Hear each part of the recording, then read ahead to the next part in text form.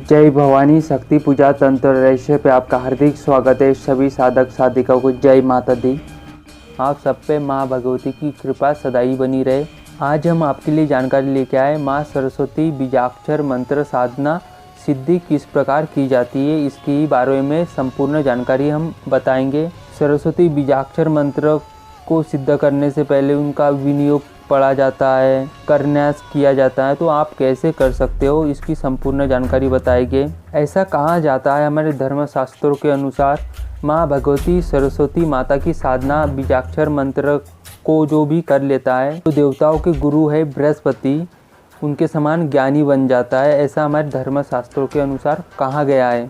हमारे धर्मशास्त्रों के अनुसार जो सबसे अधिक जो बल को कहा गया है वो बल ज्ञान बल को ही कहा गया है। अगर आपके पास ज्ञान है तो आप किसी भी समस्या का समाधान निकाल सकते हो। हर मनुष्य ज़्यादातर यही साधना ढूंढता है कि हम कैसे धनवान बन जाए, माँ लक्ष्मी की साधना कर ले। कोई ये नहीं कहता कि हम ज्ञानवान कैसे बने। कि अगर आपके पास धन है लेकिन अगर आपके पास ज्ञान नहीं है, आपका धन व्यर्थ है ज्ञान के बिना।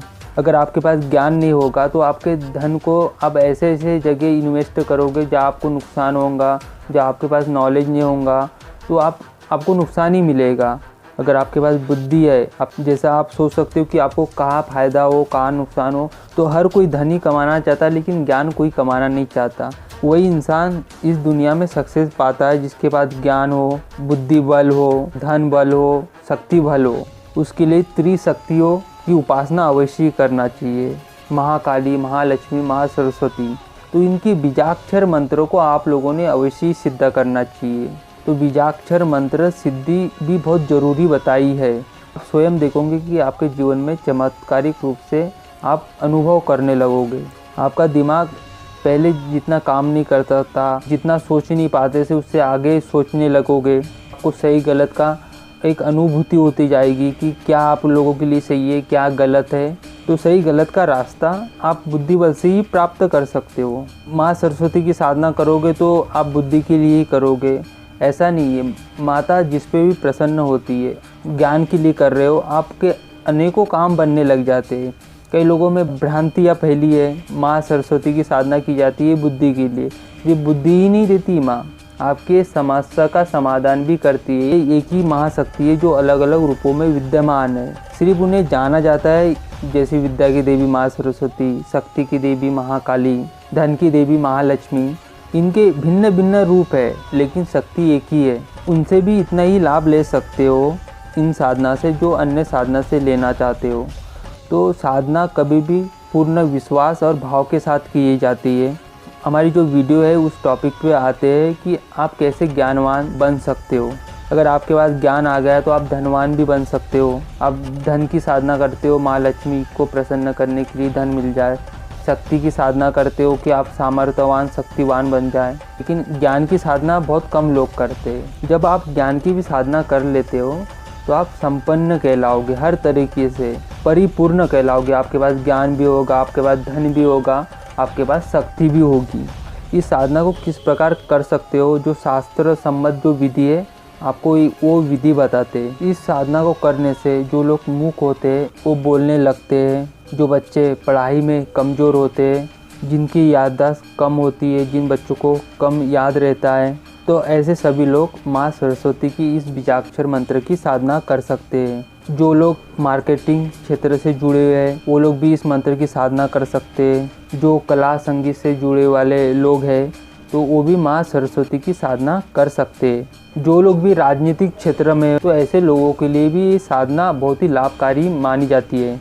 इस एकाक्षरी मंत्र को वाग बीज कहा जाता है, यानी वाणी का बीज कहा जाता है। ज्ञान का प्रतीक, बुद्धि का बीज भी कहा जाता है। लाभ पहुंचाने वाला चमत्कारिक बीजाक्षर मंत्र कहा गया है। तो इस मंत्र की साधना आप कैसे कर सकते हो, इसकी सिद्धि कैसे प्राप्त कर सकते हो, इसका पूरा विधान हम वीडियो में बताते हैं आप लोगों को। तो सबसे पहले आप लोगों को हम ये बताते हैं कि इसका विनियोग कैसे किया जाता है। तो विनियोग करने से पहले आपके हाथ में जल लेना चाहिए, आपके हथेली पे जल रख देना चाहिए, थोड़ा सा शुद्ध जल भी हाथ में लेके पढ़ सकते हो या बिना जल हाथ में लिए हुए भी विनियोग पढ़ सकते हो। स्क्रीन पे आपको विनियोग लिखा हुआ दिख रहा होगा, हम भी आपको पढ़ के बता देते हैं, आपको भी स्वयं ऐसे ही पढ़ना है, या जल हाथ में लेके या बिना जल के भी पढ़ सकते हो आप लोग। और उच्चारण हमेशा शुद्ध ही होना चाहिए, यानी कि जो अक्षर जिस प्रकार लिखा गया है वैसे ही आपको भी बोलना है। ओम अस्य मंत्रस्य ब्रह्म ऋषि वाग देवी देवता ममा भिष्टे विनियोग। तो आपको इस प्रकार आपको विनियोग पढ़ लेना है। हम आप लोगों को करन्यास बताते हैं कि करन्यास कैसे किया जाता है। जो तर्जनी उंगली है उसको अंगूठे के स्पर्श करते हुए मंत्र बोलना है आपको, जो स्क्रीन पे दिखाई दे रहा है। येंग अंगुष्टाभ्याम नमः। तर्जनी उंगली से अंगूठा को स्पर्श करते हुए ऊपर की ओर ले जाना है दोनों हाथों के। जो मंत्र दिख रहा है दूसरे नंबर का, अंगूठे से स्पर्श करते हुए वो तर्जनी उंगली के ऊपर तक लेके जाना है आपको अंगूठे से दोनों हाथों के। एम तर्जनी भ्याम नमः। तो तर्जनी उंगली के बाद जो बड़ी उंगली आती है मध्यमा, उससे ही ऐसे ही आपको स्पर्श करना है अंगूठे से और ऊपर की ओर स्पर्श करते हुए लेके जाना है मंत्र पढ़ते हुए। आपकी स्क्रीन पे भी दिखाई दे रहा है आप लोगों को। एम मध्यमाभ्याम नमः। मध्यमा उंगली के बाद अनामिका उंगली को स्पर्श करना है अपने अंगूठे से और उसी प्रकार आपको ऊपर की ओर लेके जाना है। एम अनामिकाभ्याम नमः। अनामिका उंगली के बाद आपको सबसे छोटी वाली उंगली है उसी प्रकार आपके दोनों स्पर्श करते हुए ऊपर की ओर लेके जाना है मंत्र बोलते हुए। आपको स्क्रीन पे दिखाई दे रहा होगा। एम कनिष्ठिकाभ्याम नमः। अब अपने दोनों हाथों को पीछे से स्पर्श करना है चारों उंगलियों को। ये मंत्र बोल के बता भी देते हैं और आपको स्क्रीन पे भी दिखाई दे रहा है। उसी प्रकार आपको 3-4 बार आपको स्पर्श करना है उंगलियों से। पीछे के भाग के उंगलियों को स्पर्श करना है आप लोगों को सामने वाली उंगलियों से। एम करतल कर पृष्ठाभ्याम नमः। फिर आपको हृदय के पास आपके सीधे हाथ को लेके जाना है, स्पर्श करना है मंत्र बोलते हुए। एम हृदयाय नमः। फिर हृदय के बाद आपके हाथ को सीधे हाथ को ऊपर की ओर ले जाना है आपके सर के ऊपर। आपको बीच में स्पर्श करना है और आपको बोलना है एम सिर से स्वाहा। फिर आपके सिका के इधर आपको पीछे हाथ लेके जाना है, सिका को स्पर्श करते हुए ये बोलना है आपको एम सिखाए औसठ। सिका के बाद आपको कवच बनाना है। जो आपका जो सीधा हाथ है वो बाएं कंधे की तरफ लेके जाइए और जो बायां हाथ है उसके दाएं कंधे की तरफ लेके जाके आपको कवच बनाना है और आपको ये मंत्र बोलना है एम कवचाय हुम। अब आपको नेत्रों की इधर आपके हाथ को लेके जाना है, मध्यमा को ऊपर रखते हुए तर्जनी उंगली और अनामिका उंगली को आपके नेत्रों को स्पर्श करना है। मध्यमा उंगली ऊपर की ओर रहना चाहिए और तर्जनी उंगली और अनामिका उंगली से आपको स्पर्श करना है नेत्रों की इधर और आपको मंत्र बोलना है एम नेत्रत्राय वो 60। नेत्र के बाद आपके सीधे हाथ को आपके सीधे कंधे की इधर लेके जाना है, उल्टे कंधे की इधर सर से पीछे से घुमा के हुए मंत्र बोलना है। तो आपको इस प्रकार गोल हाथ लेके जाना है और तर्जनी और मध्यमा उंगली से उल्टे हाथ की इधर आपको एम अस्त्राय फट बाएं हाथ के ऊपर आपको 3 बार इस प्रकार आपको स्पर्श करना है। हमने जिस प्रकार बताया आपको इसी प्रकार करना है। आपके सामने मंत्र लिखे हैं, समझिए, उसके बाद आप कर सकते हो। इसमें इतनी कठिन बात नहीं है, आप लोग सुन के कर सकते हो। जिस प्रकार बताया उसी प्रकार आपको करना है। ये करने के बाद माँ भगवती का ध्यान करना है, माँ सरस्वती का ध्यान करना है। ओम या देवी सर्वभूतेषु विद्यारूपेण संस्थिता नमस्तस्यै नमस्तस्यै नमस्तस्यै नमो नमः। ओम सरस्वते नमः। तो इस प्रकार से ध्यान किया जाएगा माँ भगवती का। तो हम आपको जो मंत्र की साधना करना है उसके बारे में वो मंत्र बताते हैं आपको। बीजाक्षर मंत्र होता है माँ सरस्वती का, वो एम भी बोला जाता है या तो एंग भी बोला जाता है। इनमें दोनों में डिफरेंस क्या है आपको बता देते। जो एंग बोला जाता है वो तांत्रिक बीज कहलाता है, जो एम बोला जाता है वो सौम्य बीज कहलाता है। तो आपकी इच्छा के अनुसार आप जो भी एंग बोलना चाहते तो एंग भी बोल सकते हो या एम बोलना चाहते तो एम भी बोल सकते हो।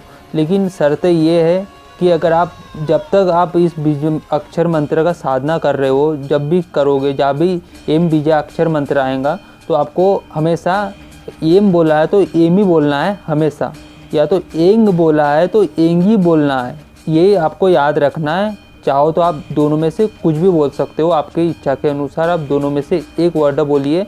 फिर उसके बाद जब भी आप जप करोगे या माँ का बीजाक्षर मंत्र जो भी मंत्र में आएगा, भविष्य में जो भी साधना करोगे, तो आपने जो चीज़ बोला है इस मंत्र को सिद्ध करने के लिए वही आपको दोहराना है। ऐसा नहीं कभी आप एम बोल रहे हो, कभी आप एंग बोल रहे हो, ऐसा नहीं। एम बोलना है या तो एंग बोलना है, दोनों में से कोई एक ही बोलना है आपको, और वही लास्ट तक बोलना है आपको। अब हम आपको बता दें कि इस मंत्र की साधना आप कब से प्रारंभ कर सकते हो। नवरात्र आते, एक वर्ष में 4 नवरात्रि आती है, आप चारों में से किसी भी नवरात्रि में भी अनुष्ठान कर सकते हो, या तो किसी भी गुरुवार से प्रारंभ कर सकते हो सके तो शुक्ल पक्ष के गुरुवार से ही करना चाहिए आप लोगों को। बसंत पंचमी आती है, बसंत पंचमी के दिन माँ सरस्वती की विशेष तरीके से पूजा उपासना की जाती, तब से भी साधना को प्रारंभ कर सकते हो। इसका अनुष्ठान किया जाएगा स्फटिक की माला से या तो रुद्राक्ष की माला से भी कर सकते हो, आपके पास जो भी माला हो उसे कर सकते हो। इस मंत्र की साधना की जाएगी पूर्व की इधर मुँह करके, जहाँ से सूर्य उदय होता है उस दिशा में ही आपको मुँह करके मंत्र की साधना प्रारंभ करना है। तो इसका जो अनुष्ठान किया जाता है कितने हज़ार करना चाहिए आपको बता देते हैं। इस मंत्र का अनुष्ठान होता है, सबसे छोटा वाला जो अनुष्ठान होता है वो होता है 12,000 कि 12,000 मंत्र जब करना है आपको, उसका दशान यज्ञ तर्पण मार्जन भी करना पड़ता है, आपको यज्ञ हवन भी करना पड़ता है। अगर आप यज्ञ हवन ये नहीं कर पाते हो, आपको उस संख्या को जो दशान हिस्सा निकलता है उसको आपको जप लेना है। जैसे 12,000 मंत्र जप कर ली, उसका 10वां हिस्सा निकाल लिया, जो यज्ञ करने के बाद जो 10वां हिस्सा निकलता है तर्पण का उसको भी जप लिया, फिर उसका जो 10वां हिस्सा निकलता है मार्जन का उसको भी जप लिया, तो आप ये सब भी कर सकते हो। तो आपका जो अनुष्ठान है वो पूर्ण कहलाएगा। वैसे तो यज्ञ तो करना ही चाहिए, तो आपकी इच्छा में हो तो 11 माला या 12 माला का भी लास्ट में किसी दिन यज्ञ भी कर सकते हो आप लोग, या 1 माला का तो यज्ञ करना ही चाहिए आप लोगों को। आपको दूसरा अनुष्ठान बताते हैं कि दूसरा अनुष्ठान कैसे कितने मंत्र जप करना चाहिए।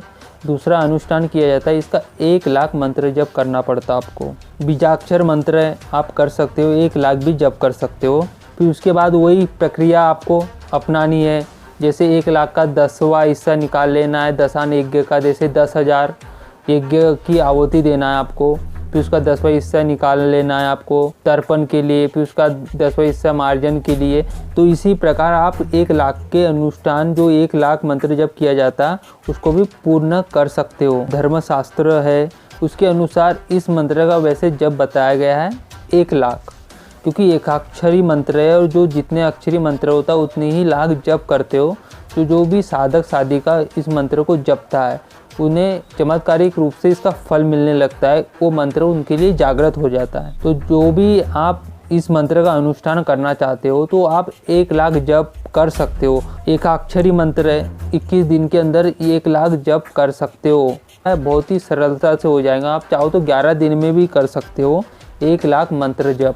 अब माला कितनी निकालनी है, कितने दिनों में करना है, तो वो आप पे डिपेंड करता है। आप चाहो तो 11 दिन में कर सकते हो या 21 दिन में कर सकते हो। आप चाहो तो 100 माला निकाल सकते हो, 51 माला या 108 माला भी निकाल सकते हो।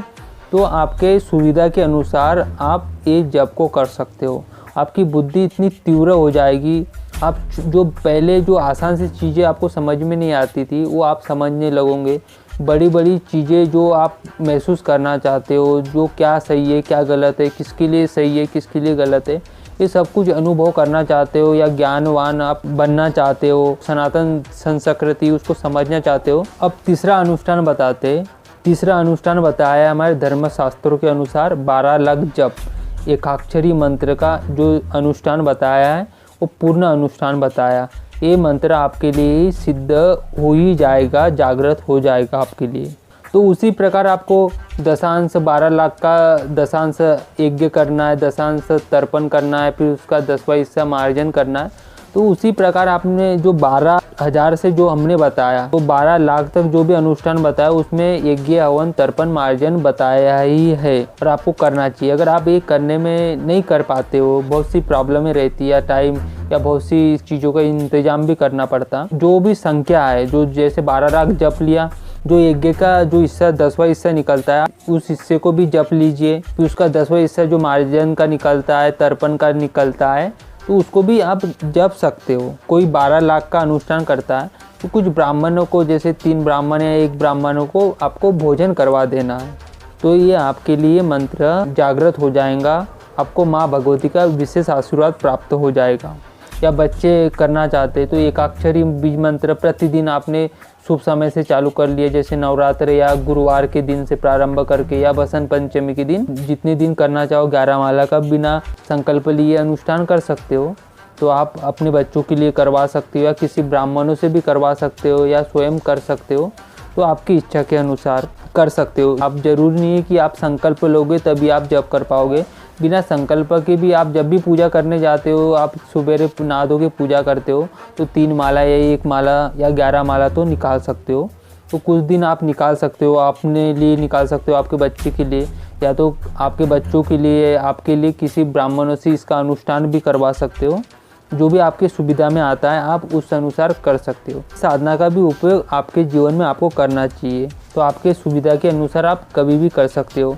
जो सूर्य ग्रहण आता है, आप चंद्र ग्रहण, जो भी ग्रहण आता है उसमें भी आप जप कर सकते हो। जितनी देर का ग्रहण रहेगा उतनी देर तक इस मंत्र का जप भी कर सकते हो। लेकिन अगर कोई संकल्प लेके करता है अपने लिए, आपके बच्चों के लिए, तो उसमें ब्रह्मचर्य का पालन करना जरूरी हो जाता है। या वैसे आप डेली नॉर्मल जप करते हो तो उसमें कोई नियम लागू नहीं होता है। लेकिन जब आप संकल्प लोगे कि हम 12,000 का जप करेंगे या 1 लाख का या 12 लाख का, तब आपको नियमों का पालन करना अनिवार्य हो जाता है। तो साधना करोगे तो फर्स्ट दिन, जो प्रथम दिन, श्री गणेश की, आपके गुरु की मंत्र की माला भी निकाल सकते हो। फिर माँ भगवती का पूजन करके, पंचोपचार पूजन करके आप अनुष्ठान को प्रारंभ कर सकते हो, जो शुभ दिन बताया हमने। और भोग में जैसे प्रतिदिन आप चाहे तो मिश्री लगा सकते हो या कोई मीठा पकवान या पीले मिठाई का भोग भी लगा सकते हो। इस साधना को पीले आसन पे बैठ के कर सकते हो, पीले कपड़े पहन के कर सकते हो, स्फटिक की माला से या रुद्राक्ष की माला से भी कर सकते हो।